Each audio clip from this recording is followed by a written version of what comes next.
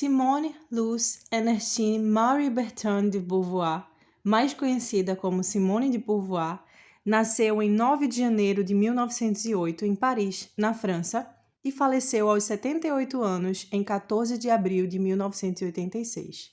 Foi uma filósofa, ativista, feminista, escritora e memorialista, considerada uma das maiores representantes do existencialismo na França.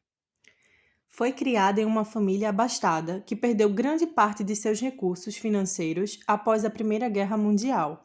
Seu pai, George, era advogado e sua mãe, Françoise, dedicava-se à administração da casa, da família e à educação das filhas, Simone e Hélène, irmã mais nova de Simone.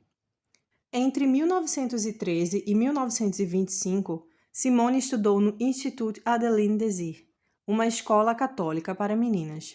Mas aos 14 anos, já possuindo independência intelectual, ela se considerava ateia.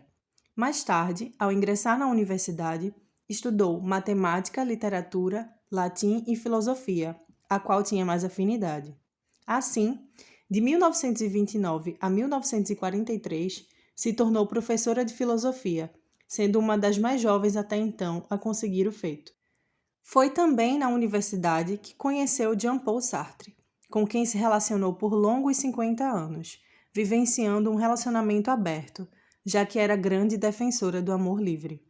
Simone começou a publicar seus textos literários e filosóficos durante a Segunda Guerra Mundial e, em 1945, fundou, junto com Sartre e Merleau-Ponty, entre outros, a revista Os Tempos Modernos, dedicada a temas literários e políticos. As ideias de Simone de Beauvoir são ideias que dialogam com o existencialismo de Sartre. Existencialismo esse que prega que a liberdade e a autenticidade são essenciais para a existência do ser humano. Suas principais influências filosóficas foram Hegel, Husserl, Heidegger, Marx, Descartes e Bergson. Algumas das obras de Simone de Beauvoir foram Os Mandarins, que foi em 1954, onde é um romance-ensaio típico do movimento existencialista. Simone ela descreve um ambiente na França entre 1944 a 1948. Ela fala sobre as consequências da guerra, da ocupação alemã e também da resistência, além de falar também da corrupção moral e da agitação intelectual.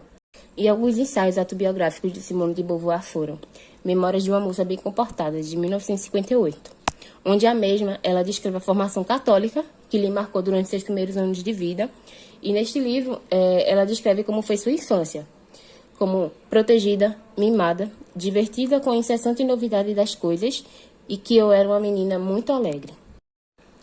A Força da Idade, em 1960, onde na obra Simone descreve um pouco da sua vida com seu companheiro Jean-Paul Sartre, com quem viveu por mais de 50 anos numa relação nada convencional para a época.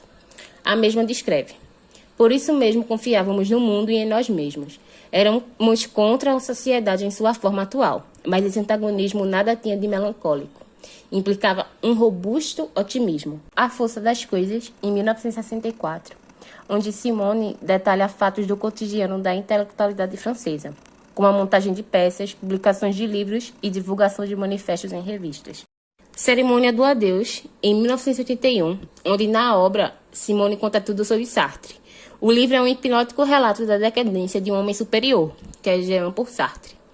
É um estilo de romance e testemunho de Simone que investe pelo declínio da mente poderosa e pela deteriorização do corpo do seu companheiro, onde após a morte de Sartre, Simone se entregou ao álcool e às anfetaminas. E não menos importante, O Segundo Sexo, em 1949, onde Simone publicou seu principal livro, que representou uma desconstrução para os padrões impostos pela sociedade e pela igreja da época. A obra ela alcançou repercussão internacional e serviu de referência para o movimento feminista mundial e marcou toda uma geração interessada, como a autora, na abolição das questões ligadas à opressão feminina e à busca da independência da mulher diante da sociedade. Essa obra é escrita em 2 volumes. O primeiro representa a parte filosófica do pensamento da autora, em que ela apresenta importantes reflexões sobre o existencialismo e o contexto social da época, que trata da maneira desigual os papéis do homem e da mulher. Na segunda parte, Simone traz a célebre frase que explicita a ideia fundamental da filosofia existencialista, segundo a qual a existência procede à essência. Ninguém nasce mulher. torna-se mulher.